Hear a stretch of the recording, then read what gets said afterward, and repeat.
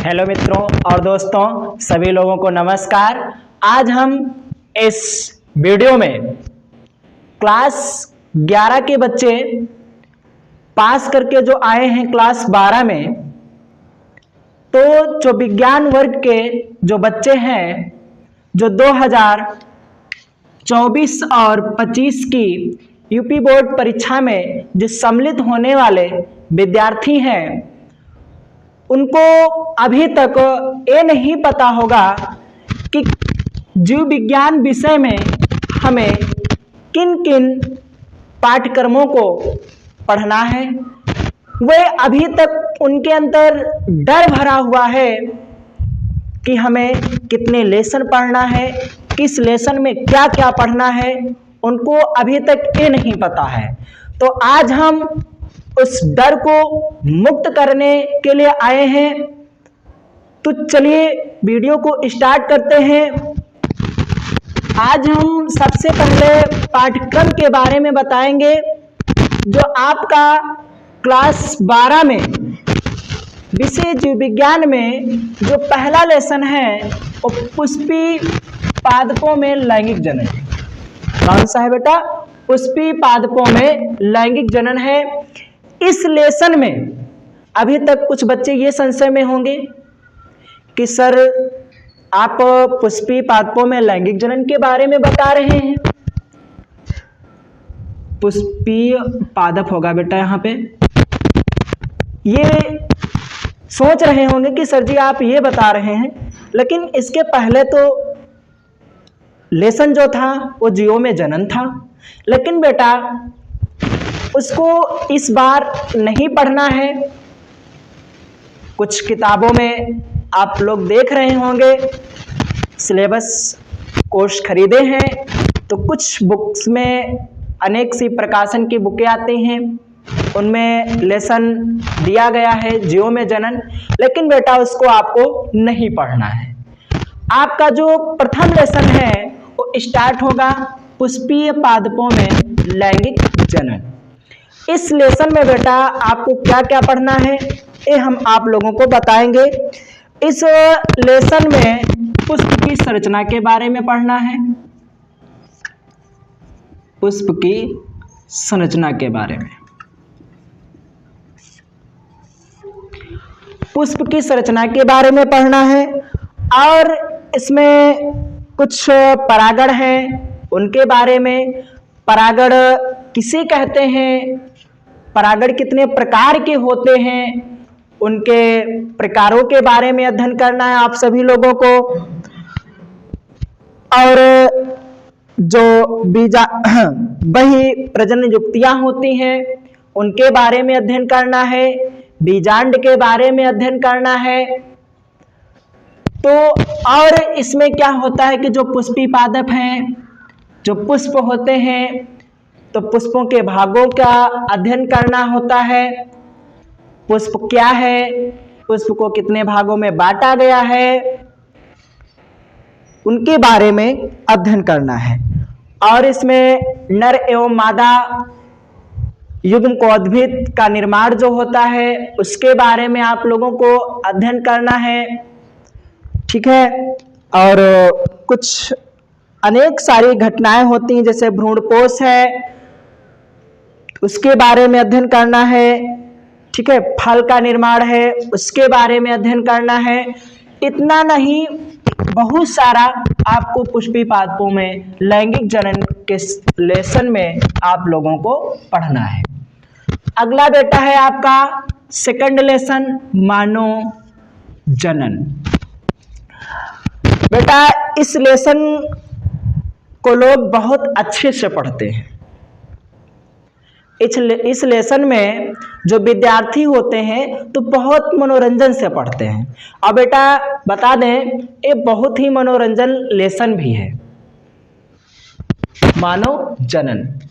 इसमें क्या होता है, मानव जनन में क्या क्या हमें पढ़ना है, तो इसमें नर और मादा का जो प्रजनन तंत्र होता है उसके बारे में अध्ययन करना है, वृषण के बारे में अध्ययन करना है, अंडाशय के बारे में अध्ययन करना है, और बेटा सूक्ष्मदर्शी जो शरीर की संरचना होती है उसके बारे में अध्ययन करना है। और बता दें जनन संबंधी जो भी प्रक्रियाएं होती हैं उसके बारे में मानव जनन लेसन में आप लोगों को बताया जाएगा। और भ्रूणीय परिवर्धन उसके बारे में आप लोगों को इस लेसन में बताया जाएगा। और बहुत ही विशेष अहम भूमिका तो ये है इस लेसन में कि जो मनुष्य अर्थात जो दंपत्ति यानी जो पति पत्नी का जो जोड़ा होता है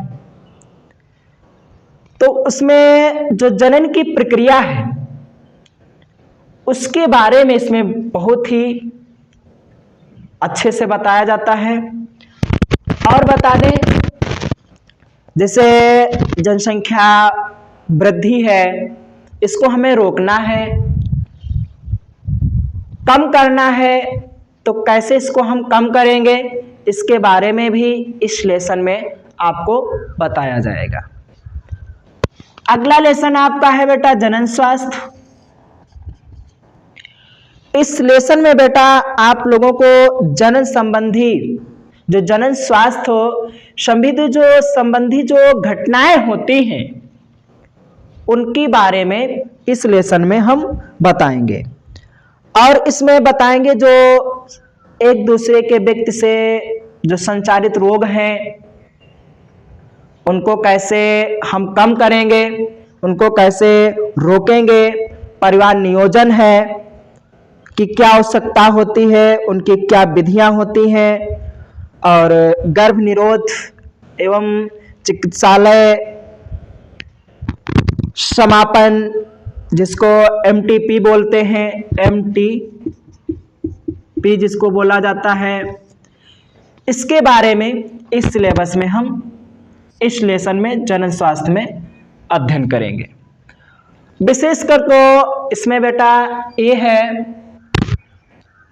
कि कुछ व्यक्ति ऐसे होते हैं जो परिवार पर ध्यान नहीं देते, उनको सिर्फ जनसंख्या से मतलब नहीं है, उनको सिर्फ पैसों से मतलब होता है। जैसे कि कुछ समय पहले हम आप सभी लोगों को इस सिलेबस थोड़ा सा संक्षेप में आप लोगों को बताए हैं, पुष्प की संरचना के बारे में भी बता चुके हैं, परागण के बारे में भी हम आप लोगों को बता चुके हैं, और जो कुछ परिवार नियोजन की संक्षिप्त विधियां हैं उनके बारे में भी हम बता चुके हैं। तो हमारे चैनल में जाएं और प्लेलिस्ट में जो भी वीडियो हैं आप सभी लोगों को मिल जाएंगे। तो तीसरा लेसन तो जनन स्वास्थ्य था बेटा। अब अगला लेसन है वंशागत और विविधता। वंशागत और विविधता में क्या आप लोगों को पढ़ना है, इसमें जो मेंडल का नाम आप लोगों ने सुना होगा बेटा, मेंडलीय जो वंशागति होती है ना, मेंडलीय वंशागति है, मेंडलीय अनुपात है, ठीक बेटा, प्रभाविता का नियम, सहप्रभाविता का नियम, गुणानुपातक विकल्पी एवं रुधिर वर्गों की वंशागत का नियम, और प्लेटोग्राफी का नियम, प्लेटोग्राफी क्या होता है इसके बारे में आप लोगों को इसमें अध्ययन कराया जाएगा। अगला बेटा है वंशागत का आणविक आधार। तो वंशागत का जो आणविक आधार है वो क्या है, इस लेसन में हम क्या पढ़ेंगे। तो वंशागत का जो बेटा आणविक आधार जो लेसन है इसमें आप लोगों को बता दें कि जो आनुवांशिक पदार्थ होते हैं, क्या आनुवांशिक जो पदार्थ होते हैं इनकी खोज एवं जो DNA एक आनुवांशिक पदार्थ है, RNA आनुवांशिक पदार्थ है, DNA एवं RNA की संरचना क्या है, ठीक है बेटा, और आनुवांशिक कूट क्या है, रूपांतरण क्या है, जीन क्या है, अभिव्यक्ति क्या है, इन सब चीजों के बारे में हम वंशागत का आणविक जो आधार है इस लेसन में हम अध्ययन आप सभी लोगों को कराएंगे। इसके बाद आपका 6 लेसन है विकास। 6 लेसन बेटा क्या है आपका विकास। इस लेसन में आपको हम बता दें, आप लोगों को क्या पढ़ना है। विकास जो लेसन है तो इसमें बेटा आपको पढ़ना है जीवन की उत्पत्ति। मतलब इस जो जीवन है, ये जो हमने जीवन पाया है, कहते हैं ना कि मुट्ठी बांध के आए हैं और मुट्ठी बांध के चले जाएंगे, है ना। जब बच्चा जन्म लेता है तो मुट्ठी बांध के आता है और ना कुछ लेकर के आए हैं इस जग में और ना कुछ लेकर के जाएंगे, है ना। जब हम जन्म लेते हैं तो ना हम कुछ लेकर के आते हैं और ना जब डेथ होती है, जब मृत्यु होती है तो ना हम कुछ लेकर के जाते हैं। लेकर के क्या जाते हैं, बस वही जो हमारे अंग वस्त्र होते हैं, जो पूर्वजों की जो रीति रिवाज चली आ रही है, उसी को ओढ़ के हम लोग चले जाते हैं। लेकिन जब जन्म होता है तो हम कोई वस्त्र को धारण करके नहीं आते हैं, है ना। तो इस लेसन में विकास लेसन बहुत अच्छा बेटा है। विकास जब हम आप लोगों को इस लेसन के बारे में बताएंगे तो आप सोचोगे कि हाँ, जो एनके सर है तो इस लेसन के बारे में अच्छा सा बता रहे हैं। विकास लेसन में आपको जीवन की उत्पत्ति के बारे में बेटा आपको पढ़ना है और इसमें बता दें जो विकास है, जैव विभाजन है और जो परजीवी होते हैं, है ना, तुलनात्मक शरीर की संरचना है, इन सब के बारे में आपको विकास लेसन में अध्ययन करना है बेटा। जितना बता रहे हैं ये तो थोड़ा सा बेटा हम संक्षेप में बता रहे हैं। जब आप लोगों को हम पढ़ाएंगे तो जीवन की जो उत्पत्ति होती है कैसे होती है, इसमें क्या क्या होता है, इसके बारे में आप लोगों को हम बताएंगे। अगला लेसन है आपका मानव स्वास्थ्य एवं रोग। बहुत बेटा इंपॉर्टेंट आपका ये लेसन है, मानव स्वास्थ्य एवं रोग। जो मानव स्वास्थ्य है एवं जो रोग लेसन है आपका, है ना, मानव स्वास्थ्य एवं जो रोग है, तो इसमें क्या हम पढ़ेंगे कि जो मानव स्वास्थ्य एवं रोग मतलब जो रोग होते हैं,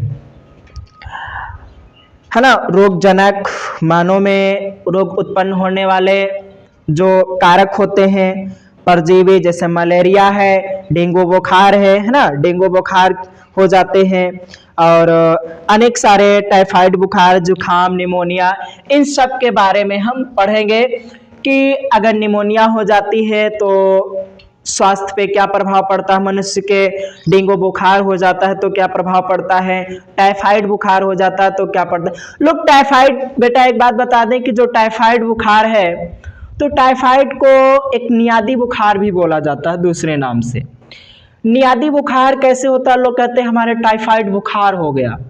टाइफाइड बुखार कब से होता है बेटा, धीरे धीरे हल्का हल्का बुखार हमारे होता रहा, हम टेबलेट खाते रहे, टेबलेट खाए, जितनी देर हमारी टेबलेट का असर रहा, जैसे पैरासीटामॉल खा लिए मार्केट से ला करके, नेमोसलाइड खा लिए, है ना, और अनेक सारी टेबलेट्स आती, नीमोपैरा खा लिए, है ना, इन सब मेडिसिन का हम यूज कर लेते हैं तो जो फीवर होता है तो हमारा कुछ कंट्रोल हो जाता है। लेकिन धीरे धीरे क्या है, यही ज़्यादा दिन का हो जाता है, अधिक दिनों का जब हो जाता है तो टाइफाइड बुखार का रूप धारण कर लेता है, जिससे क्या होता है, हमारे पैरों में दर्द होने लगती है, काम करने का मन नहीं करता है ना। जब बुखार आता है तो बिल्कुल काम करने का मन नहीं करेगा, सारी शरीर में दर्द होने लगती है ना, और जमुहाई आने लगती हैं। जुखाम है ना, तो जुखाम भी अगर हो जाता है तो काम करने का मन नहीं करता है ना। तो इन सब रोगों के बारे में अध्ययन इसमें हम कराएंगे आप सभी लोगों को। अगला है आपका लेसन 8, मानव कल्याण में सूक्ष्म जीव। मानव कल्याण में सूक्ष्म जीव यानी मनुष्य, है ना, मनुष्य जो है तो इसमें कौन कौन से जीवों का उपयोग करके उसका कल्याण हो सकता है ना। छोटे छोटे सूक्ष्म जीव किसे कहते हैं, यानी माइक्रोबायोलॉजी, है ना।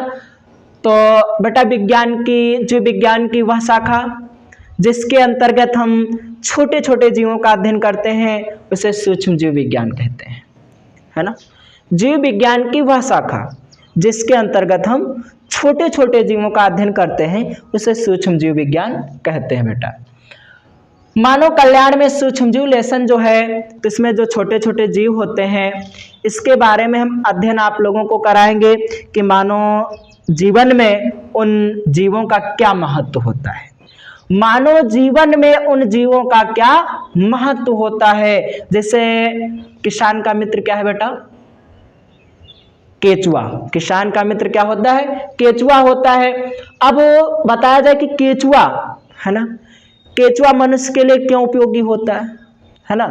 फसल है, फसल बोते हैं, है ना, जो मिट्टी होती है नीचे से ऊपर की ओर लेकर के आता है, मिट्टी को भुरभुरा करता है, उसमें पोल हो जाते हैं छोटे छोटे, जिससे क्या है जो पानी हम लगाते हैं खेत में तो पानी नीचे की ओर अच्छे से चला जाता है ना। तो एक मानव को सहायता प्रदान किया, नहीं किया, सहायता प्रदान किया, है ना।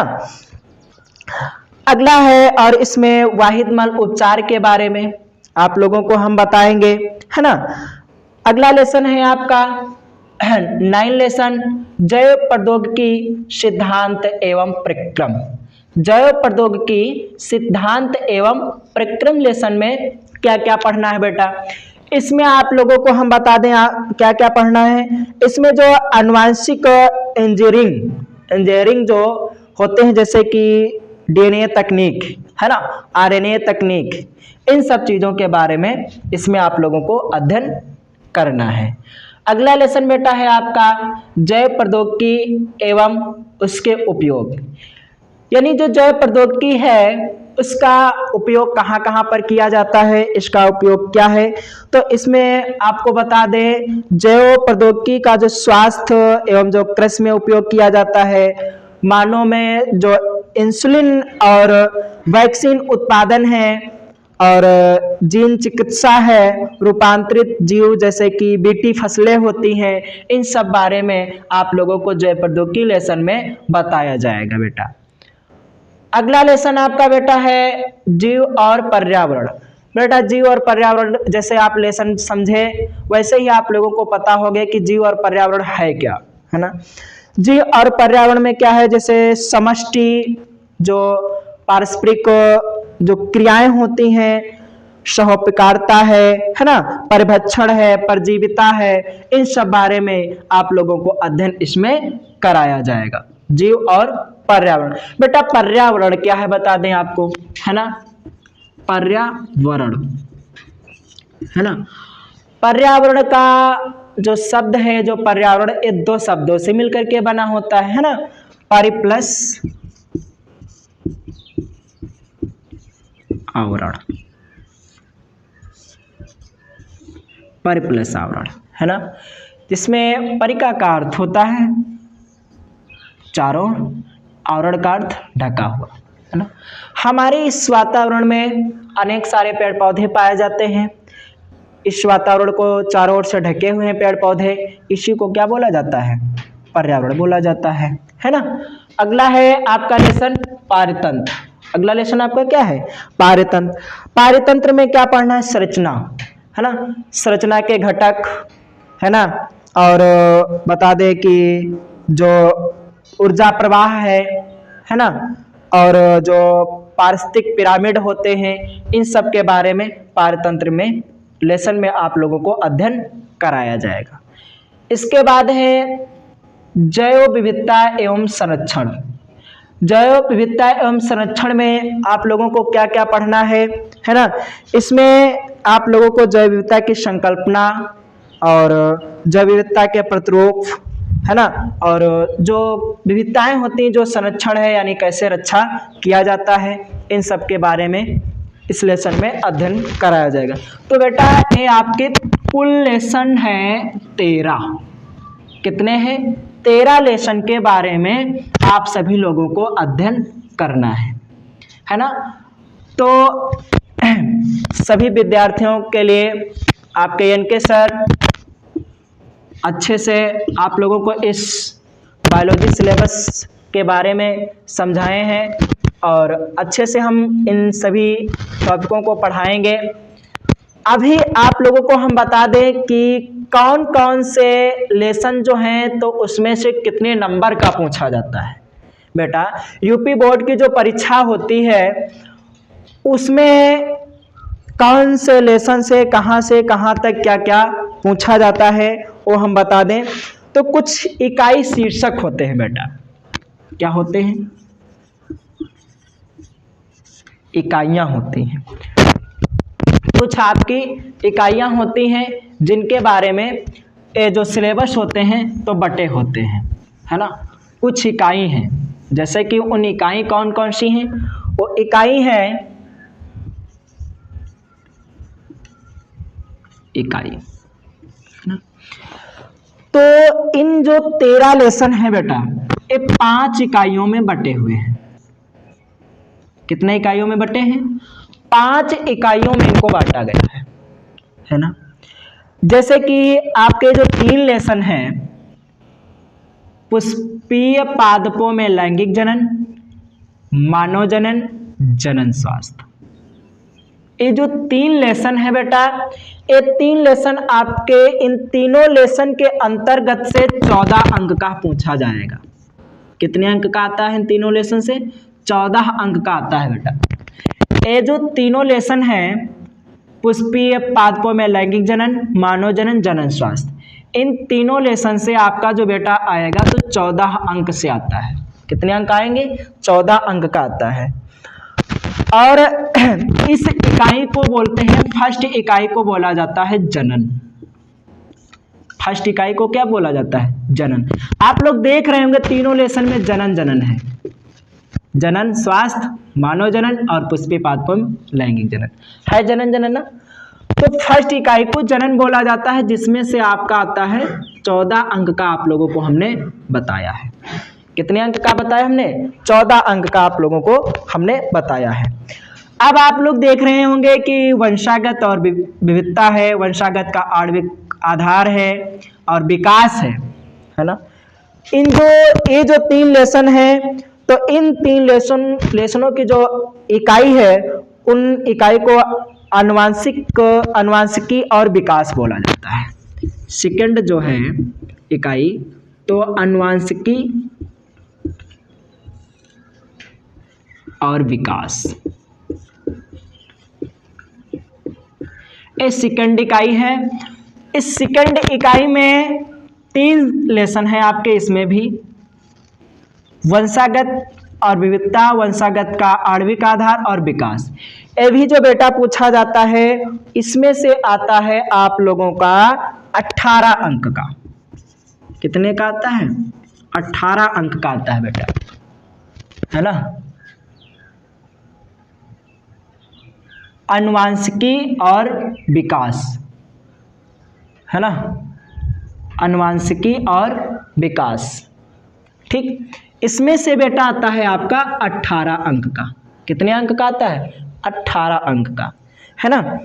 आगे आप लोगों को हम बता दें, आगे जो है 2 लेसन, मानव स्वास्थ्य और मानव कल्याण एवं सूक्ष्म जीव। इस इकाई को बोलते हैं जीव विज्ञान और मानव कल्याण। थर्ड इकाई है बेटा जीव विज्ञान और मानव कल्याण। क्या बेटा? मानव कल्याण। इस इकाई से आपका आता है 14 नंबर का। कितने नंबर का आता है बेटा? इसमें भी थर्ड इकाई में भी आता है आपका 14 नंबर का। कितने नंबर का आता है बेटा? 14 नंबर का इसमें से पूछा जाता है। आगे बेटा चौथी इकाई जो है, चौथी इकाई है जैव प्रौद्योगिकी और उसके अनुप्रयोग, है ना। जैव प्रौद्योगिकी, जैव प्रौद्योगिकी और उसके अनुप्रयोग हैं बेटा, और उसके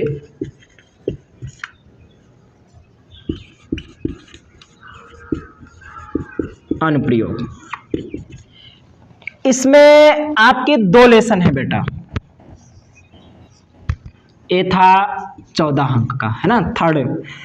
2 लेसन जैव प्रौद्योगिकी सिद्धांत एवं परिक्रम, जैव प्रौद्योगिकी एवं उसके अनुप्रयोग उपयोग। तो इसमें से बेटा आपका 2 लेसनों से आता है 10 नंबर का, इसमें से आता है 10 नंबर का, 10 अंक का इसमें से पूछा जाता है ना। अब आपके 3 लेसन बच रहे हैं, जीव और पर्यावरण, पारितंत्र और जैव विविधता एवं संरक्षण। ये जो इकाई है, इस इकाई का 5 इकाई है ना, इस इकाई का नाम है पारिस्थितिकी एवं पर्यावरण। पारिस्थितिकी एवं पर्यावरण, ठीक। ये 3 लेसन आपके हैं बेटा, जीव और पर्यावरण, पारितंत्र, जैव विविधता एवं संरक्षण। इसमें से बेटा आपका आता है 14 नंबर का। कितने नंबर का आता है इसमें से भी? 14 नंबर का इसमें से भी आता है। तो टोटल बेटा 14 है ना, 18 फिर 14 और फिर 10 फिर 14, तो इनको आप टोटल कर लीजिए तो आपके 70 अंक हो जाएंगे। कितने हो जाएंगे? 70 अंक आपको थ्योरी से प्राप्त करना है बेटा, और 30 अंक आपको प्रैक्टिकल्स में लेना है। जो आपकी जो प्रयोगात्मक जो परीक्षाएं होती हैं, जो आप फाइल बनाते हैं, तो 30 नंबर आपको उसमें से मिलने हैं। फाइल से नंबर मिलेंगे, वॉइस वाइवा होगा उससे आप लोगों को नंबर मिलेंगे, और जो कापियां लिखाई जाती हैं उससे भी आपको, तो 3 कार्य आपको करना होता है। एक वॉइस वाइवा होता है और फाइल रिकॉर्ड होता है बेटा, और जो परीक्षा प्रयोगात्मक जब परीक्षा देने जाते हैं तो उसमें कॉपियां लिखाई जाती हैं, उनका होता है। तो वहां से आपको 30 अंक लेना है और 70 अंक थ्योरी से लेना है। लेकिन बेटा इस वर्ष 2025 में जो बेटा परीक्षा देने जाएंगे तो आप लोगों को 20 नंबर के बहुविकल्पी मिलेंगे। 20 नंबर के, कितने नंबर के मिलेंगे? 20 नंबर के बहुविकल्पी मिलेंगे और 50 नंबर की आपकी थ्योरी है।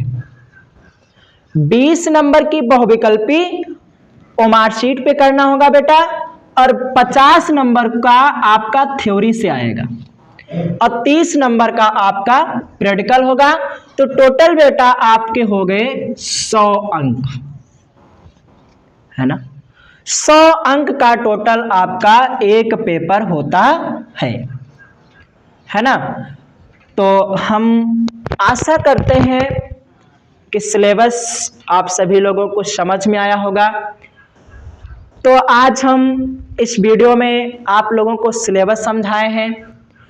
नेक्स्ट वीडियो में आप सभी लोगों को हम पुष्पीय पादपों में लैंगिक जनन के बारे में आप सभी लोगों को हम बताएंगे। तो नेक्स्ट वीडियो के लिए हमारे चैनल को सब्सक्राइब करें, शेयर करें, लाइक करें, बेल आइकन का बटन दबाएं। तब तक के लिए जय हिंद।